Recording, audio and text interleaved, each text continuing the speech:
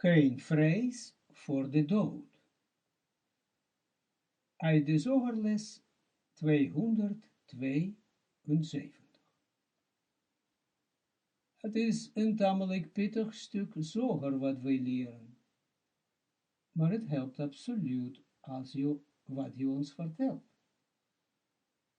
Hoe kan wat ik hier leer mij helpen in mijn dagelijks leven? Hoe is de verbondenheid? Hoe kan het mij beïnvloeden op de manier dat ik vooruit ga? Hoe kan ik daaruit inzien dat het mij redding geeft? Absoluut, geeft het redding. Bij elke les die wij hebben, gaan we een stukje verder, dieper. En dat stukje wat wij stukje noemen, hier kan ten aanzien van de mens die zich niet met het individueel geestelijk werk bezighoudt, oplopen tot vele jaren, soms tientallen jaren en nog meer. Van wat wij doen, bereiken, door ons ontvankelijk te maken voor de zoger, afgezien van wat wij wel of niet begrijpen, dat wij daardoor onze kilim laten penetreren door het licht van de zoger. En daardoor maken wij geweldige vooruitgang, die ons in staat stelt om eigenlijk in deze incarnatie ons werk te klaren, ons karwei af te maken. Zo nee, dan wordt het in onze volgende incarnatie misschien 1, misschien 2, afhankelijk van het werk dat je daarin investeert, wordt het veel sneller afgemaakt en zal de ziel tot volmaaktheid komen dan bij een mens die zich alleen maar bezighoudt met zijn dagelijkse behoeften, eten, drinken, etc. Kijk nou, die donkere dagen. Wat voor leven is dat? Kijk naar de gezichten van de mensen, überhaupt de stemming. De culminatie van duisternis neemt toe naar de kerst toe. Het is ook begrijpelijk, wij zitten nu in de periode van Achoraim, de achterkant. En juist in deze periode is het een geweldige tijd om te werken aan jezelf en dankbaar gebruik te maken van deze periode van Achoraim. En daar wil ik misschien een beetje van onthullen. Van dit principe voor zeer gevorderde leerlingen in de Kabbala. Alle principes zijn verweven met elkaar, maar dit is een principe dat praktisch is. Alles wat wij hebben geleerd in de basiscursus is praktisch. Herinner je je nog het principe van 5 W's en 5 A's? 5 eeuwige vragen en 5 eeuwige antwoorden. Alles wat wij hebben geleerd is van toepassing.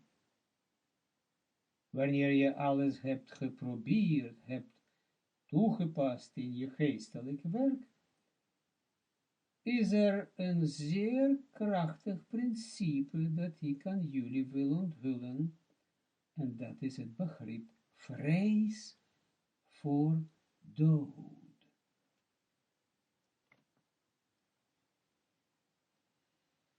Dat moet je steeds in elke toestand overwinnen.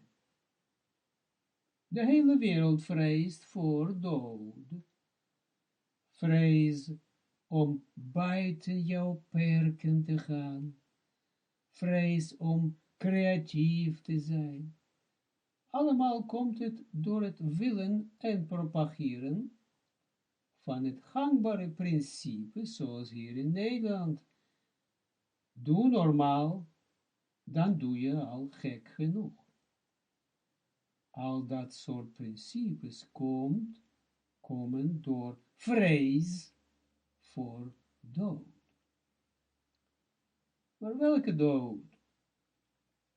Het principe waar ik het nu over wil hebben is, dat steeds wanneer je gaat ervaren binnen jezelf die dood, niet die dood om jouw lichaam te verliezen, dat je vreest dat jouw uitwendig fysiek omhulsel uit elkaar valt, dat is een kinderlijke vrees.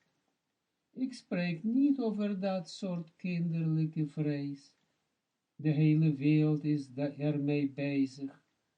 Hoe rijker een mens is, hoe invloedrijker een mens is, hoe machtiger geld en alles heeft die des te meer die de vrees heeft om dood te gaan, fysiek. Dat is wat hen bezighoudt. Daar spreek ik niet over. In vergelijking met het principe dood, van het aspect dood, waar ik het over heb, is doodgaan van het fysieke lichaam als een muggenbijt. Ik bedoel de dood die wij onder ons ervaren. Daar waar het onderste gedeelte van Jesod eenmaal goed is. Geen mens op aarde is of zal zijn die tot de gmartikun, tot de algemene gmartikun, tot de algemene correctie. Nee, de algemene gmartikun natuurlijk niet inbegrepen. Maar die geen tekort heeft daar in die plaats. Eigenlijk bestaat een individueel gmartikun, wanneer een mens zijn werk klaart, geestelijk werk, en bestaat algemene gmartikun, van de hele mensheid. Wij bedoelen het individuele gmartikun. Ook al lijkt het ons, wij kunnen op tv zien van die mooie acteurs, filmsterren, die met veel charisma dat allemaal proberen te bedekken. Wat zij daarna thuis doen, dat zie je niet. Ja, wat zij daarna thuis doen, dus wanneer zij thuis komen, dat zie je niet. Zij glimmen voor de camera. Maar geen mens heeft daar volmaaktheid in die plaats. Elke mens heeft daar tekort. En dat is wat ik noem dood. Duidelijk. Dat is de dood die de mens die aan zichzelf werkt dagelijks vele honderden malen en soms nog meer ervaart. Een mens die niet individueel aan zichzelf werkt, die valt. Die komt nu en dan in depressie. Van een verschrikking naar de andere, tegenovergestelde. Opeens is die ziek. Opeens leeft die. En dan leeft die niet meer. Hij wordt van één kant naar een andere kant gesleurd. Hij is niet de baas van zichzelf. Ik bedoel een mens zoals ieder van jullie, van ons, die zijn best probeert te doen om individueel aan zichzelf te werken. Die bedoel ik, ja, tot die mens richt ik mij hier. En dan ervaar je gedurende 24 uur per dag, op een paar momenten na deze, plaats. Ik had gezegd dat dit principe van correctie voor de zeer gevorderden in de Kabbala is. Dat is zo, omdat vanuit de plaats, einde Jesoden, maar goed, de man het verzoek omhoog moet komen naar Abba en Ima, naar de sfeer waar geen dood is. Ari zegt ons in de lessen 330, 331 van Pri Etz Chaim het volgende. Les 331 van PEC afgekort, pagina 112, regel 33. En wij gaan nu uitleggen de kwestie van 2 maal de naam Membet.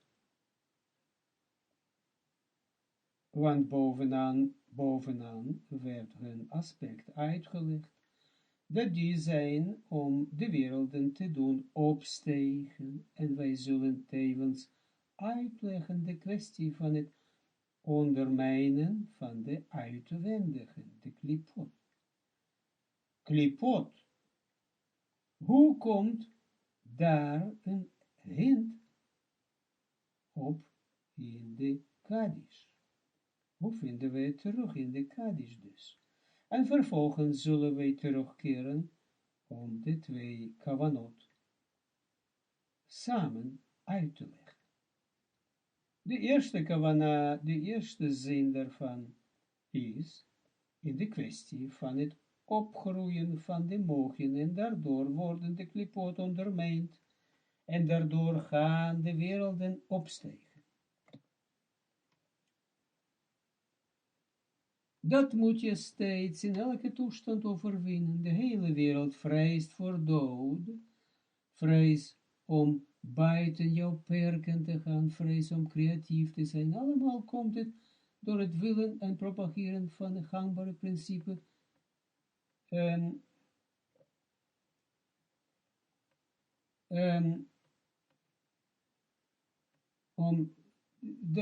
om alles met mate te doen.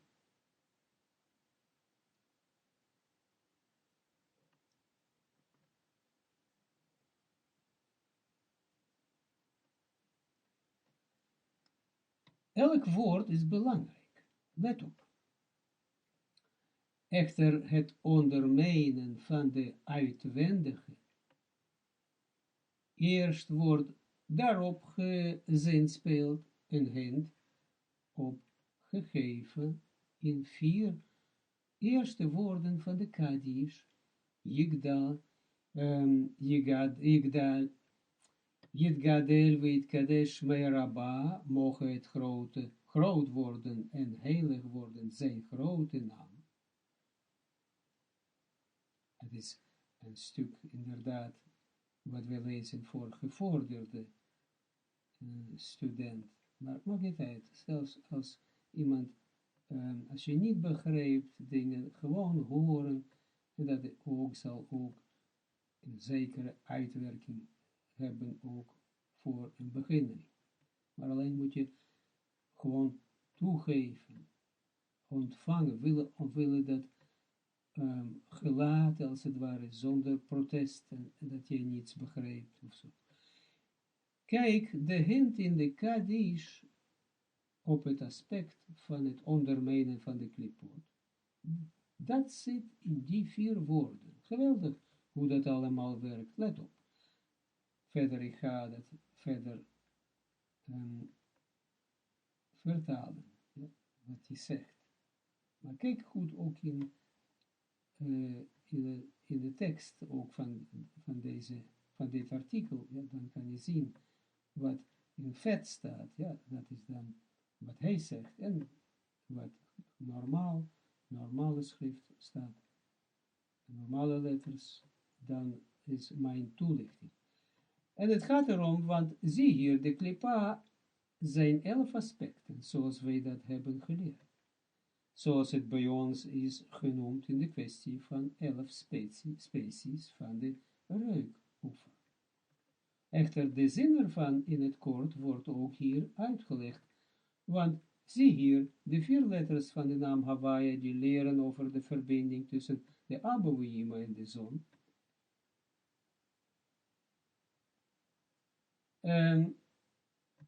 Yud-K is Abouima en Wav-K is zon. Kijk nou hoe geweldig het is.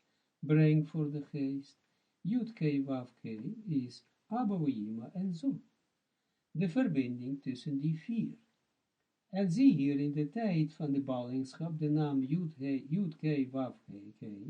Eigenlijk is het Yud-He, Wav-He, maar He, en He die spreken we niet uit als He, maar als K, Yud-K, Wav-K, om ook op deze manier dan niet de naam van Hashem in ijdelheid uit te spreken. Dat bestaat zo'n voorschrift. Dus, en zie hier, in de tijd van de ballingschap, de naam Yud-K, Wav-K is niet heel. En die wordt genoemd alleen, maar naar de bovenste helft van de naam. Kijk goed, we leren nu ook in de tijd, wij leven nu ook in de tijd van de ballingschap. Waar zeer binnenkort het einde zal komen.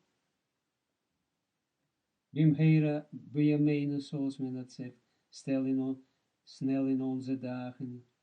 Want wij leven aan de vooravond van de komst van de Mashiach, maar steeds in de galut, in de ballingschap, in de geestelijke ballingschap dus, verhulling van Hashem.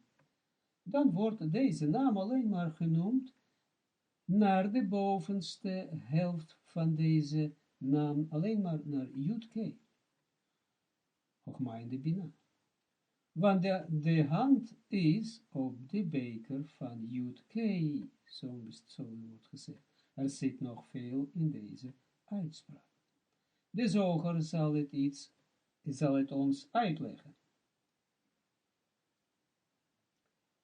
Het is niet de plaats om het hier uit te leggen. Zie alleen maar Yud-K en niet Wav-K daarbij.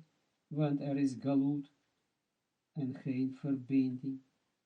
In het algemene aspect, in de waarneming van de mens, manifesteert de naam Yud-K, Wav-K zich niet geheel, maar alleen de bovenste helft, alleen Yud-K. Dit is een geweldig antwoord van Yeshua. In één zinnetje heeft hij zo een verblindend licht. In de tijd van Galut, in de tijd van de ballingschap, manifesteert zich alleen maar Yud-K. Waarom is het alleen Yud-K, Abouima als het ware? En niet de zon, Zeeran Pidenukwa. Kijk wat hij ons zegt. En het geheim van deze kwestie is, er was een fout geloof ik, Yeshua, niet Yeshua, maar Jehuda Aarslag. Ja, dat is Jehuda Aarslag die ons eigenlijk toelichting geeft. Mag even niet. Waarom? Dan zegt hij, kijk wat hij ons zegt. En het geheim van deze kwestie is, omdat zie hier, het is bekend dat alle klipot worden gemaakt, komen uit de uitzoekingen van de 7 koningen die dood gingen. Welke 7 koningen is het aspect Zeeranpien en Nukwa. Maar in Abouima is er geen dood van de koningen. Let op. Hier hebben we al iets over niet doodgaan. Ja? En nu zal je een beetje toevoeging krijgen en zal je begrijpen wat ik op de laatste zogerles had gezegd, om niet bang te zijn voor de dood die onder ons is. Dat is waar ik het over had. De werking van niet bang zijn daarover is dat men zich daardoor vanuit die plaats van einde Jesoden malgoed, door dat uit te spreken van binnen met de kavana, ik ben niet bang voor de dood, met een goede intentie, dat je ervaart binnen jezelf op dat moment, als momentopname, dat je vanuit deze laagste plaats man een verzoek, gebed, ja, verzoek omhoog doet, en dat verzoek komt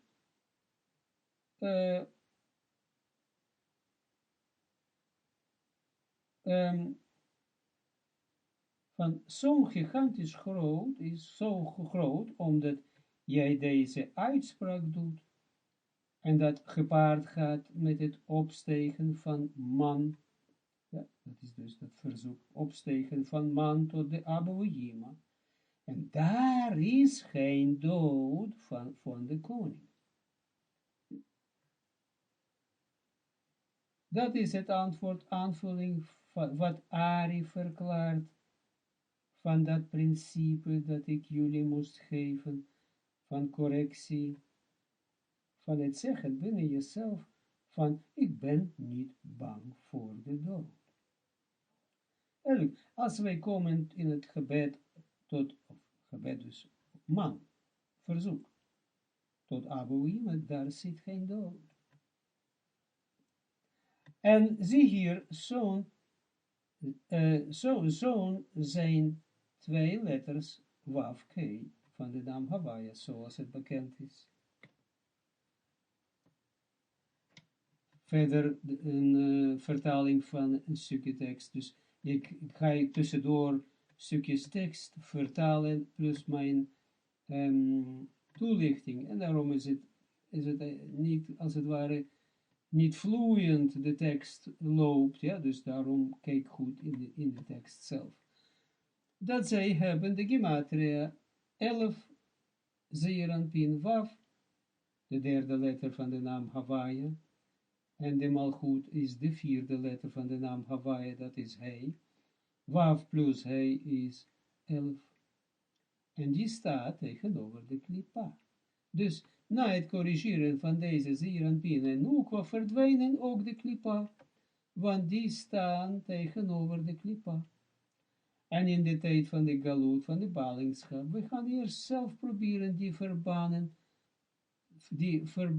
te leggen, die verbanden te leggen, en dan horen wij wat hij zegt. Dus als we gecorrigeerd hebben de wafhei, ja, zeg ik nu hier wafhei, niet wafkei, dat mag ook, dat is gewoon omwille van het leren. In elke toestand, dan verdwijnt de klipa, en gaan we in een andere correctie, dat weer corrigeren, en daardoor komen we van de ballingschap een stukje dichter bij de bevrijding. En verder van het ervaren of bang zijn voor de dood. Wat hij ons nu zegt is voortreffelijk. Als ik dat zeg, probeer dan het uiterste te doen, om je te concentreren op wat hij ons nu zegt. Ik citeer. En zie hier, vertalingen, en zie hier van deze kwestie, van deze twee laatste onderste letters, welke twee onderste letters zijn waf, he, van de naam Hawaii, wordt aangetrokken het schijnen naar de klipa.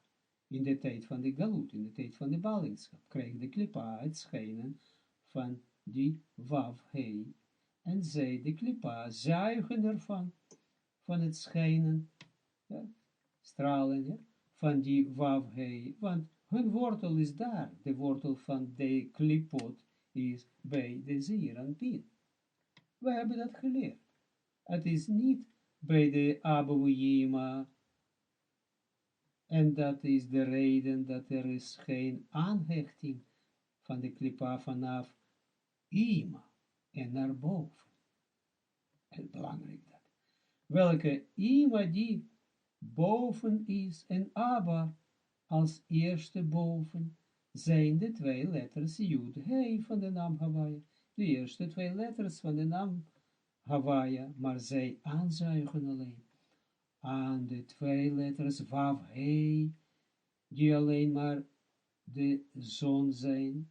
Ja, aan Abouima zuigen zij niet aan. Hoe kunnen de klipot zich aanzuigen aan Abouima? Welke Abouima alleen maar de wens om te geven zijn? Kan een klipa zich aanhechten aan de wens om te geven? Geen sprake van. Alleen daar waar behoefte is aan de Chogma, en als deze plaats niet gecorrigeerd is, dan kan de klipa zich daar aanhechten. Zij lust niet chassadim, zij lust niet de houding van geven, ja, de klipa, de onreine kracht. Kijk nou hoe geweldig dat laatste principe dat wij hebben geleerd in de zoger geweldig gepaard gaat met wat wij hier leren. Daarom ook, dat ook het zeggen, ik ben niet bang voor de dood binnen zichzelf, naar krachten natuurlijk. Dood zit in de zon. Aanleunen kunnen we zeggen aan de zon, in de toestand van galut, in de geestelijke ballingschap waar wij ons in bevinden.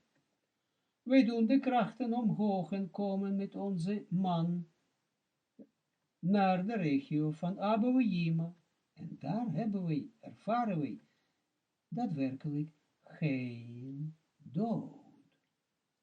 Telkens wanneer jij dat doet op deze wijze dat wij hier leren, wij leren het mechanisme ervan hier, hoe deze correctie van wat ik had bestempeld als voor zeer gevorderden, omdat het daadwerkelijk voor gevorderden is, omdat de man omhoog moet komen naar de sfeer waar geen dood is. Op deze manier brengen wij samen met de man, ja, man dus dat is het verzoek, in het Hebreeuws dus mannelijke wateren heet. Doen wij uitzoekingen door het zeggen met kracht van binnen, overtuigingskracht, passende nederigheid en tegelijkertijd resoluut. Op elk moment, wanneer wij dat wel doen, dat wij ons wel bevrijden van de dood. En nu goed kijken wat hij ons verder zegt, ik citeer het. En dat is de reden dat de troon van Hashem, van de naam, niet heel is. En de naam is niet heel, de naam van Hashem manifesteert zich nog niet als heel, omdat de eerste helft ervan zijn de twee eerste letters He, Yud He, of Yud K, van de naam van Hawaii, die Abouima zijn, de klipa hecht zich niet daaraan, want hun wortel van de klipot is niet daar, niet bij Abouima. Daarom let op wat hij zegt, deze twee letters Yud K blijven boven. Echter, in twee overige letters van Hawaii, Wav K, die hebben wel het aanhechten, daar is wel de plaats van het aanhechten van de klipot, daar kunnen zij, ja, aanhechten, zich aanhechten. En de wortelen van hen, van de klipot, en daaruit wordt aangetrokken het geestelijke ruchaniyut. Ruchaniyut is het geestelijke in het Hebreeuws. En het leven, die Wav He, of Wav K, dat zijn de 11 species van de reuk over tussen de klipot. Ja, dat was ook in de tempel. Ook in de mobiele tempel van het volk Israël. Je ervaart dus deze laagste plaatsen. Hoe moet je ermee omgaan? Moet je zeggen van binnen naar krachten. De wereld is mooi. moet je dat wel zeggen. De wereld is mooi, de wereld rechtvaardigen. Natuurlijk moet je de wereld, het besturingssysteem rechtvaardigen. Maar jij voelt dan dood. Wat je ook zegt, tekort op deze plaats. Wat moet je dan doen? Telkens wanneer je verbonden bent met deze plaats, je kan jezelf niet isoleren van deze plaats en zeggen, deze plaats behandel ik niet en dan word ik gelukkig, net zoals die religieuze kinderen. Je moet werken zowel boven de gazé, boven het midden, als onder de gazé. Hoe dan? Wat te doen als ik dood voel in deze plaats tussen de onderste helft van de Jesod en de Malchut? Ik voel daar tekort. Dood zit daar.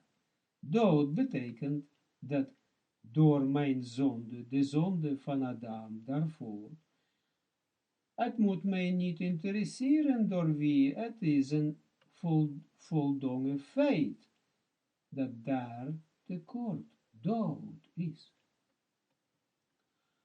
Wat moet je doen? Telkens al is het 100 keer, 1000 keer, tegen jezelf zeggen van binnen jezelf, terwijl jij verbonden bent met deze plaats die voelt als dood, daar waar ook de lekkage is aan het eeuwige leven,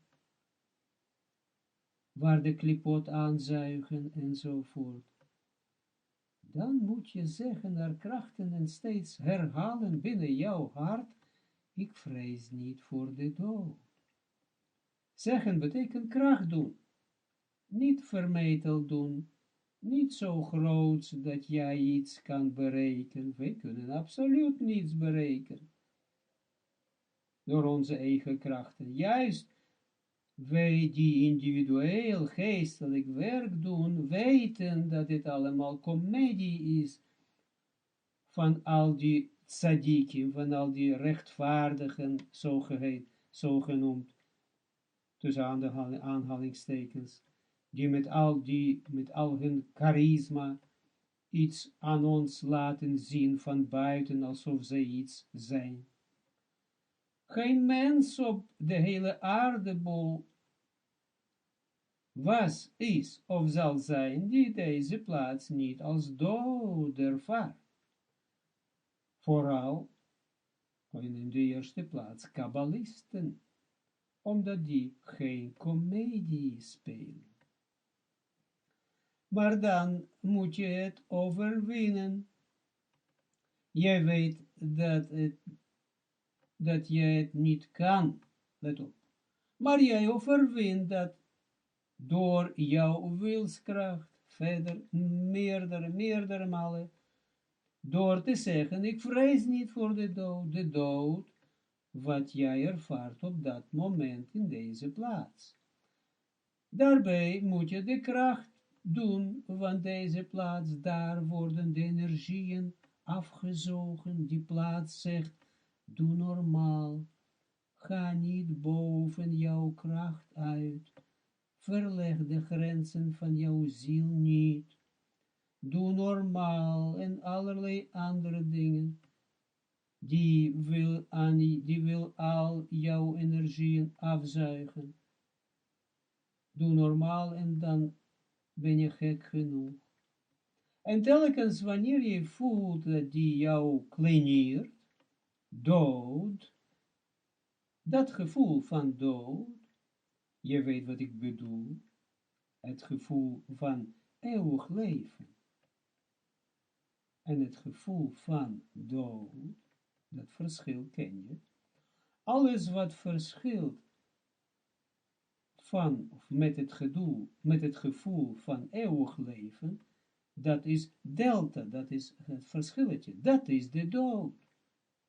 En dan telkens onvermoeibaar zeggen, ik vrees niet voor de dood. Daarmee overwin je haar telkens. Dat is ook de kracht van Yeshua. Yeshua leert het ons. Telkens wanneer jij zegt, ik vrees niet voor de dood die ik voel, overwin jij de wereld. Bij elke keer kan je dan zeggen, ik heb de wereld overwonnen. Telkens overwin je een klein stukje van de wereld. Dat betekent de wereld van de wens om te ontvangen voor jezelf. Deze manier levert jou een uitstekende, praktische, werkzame methode om ook op deze donkere dagen, maanden, te oefenen.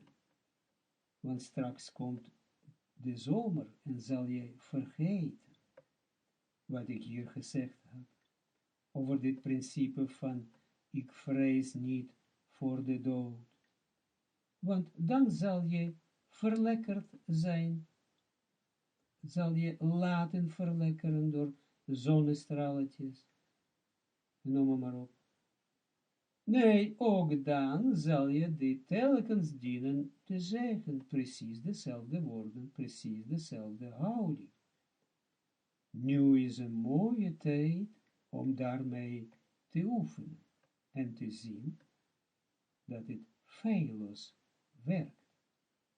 En ook nu dat ik het opneem in audio, is ook de tijd ook van die beginnend van die maanden op zoals ik het noem.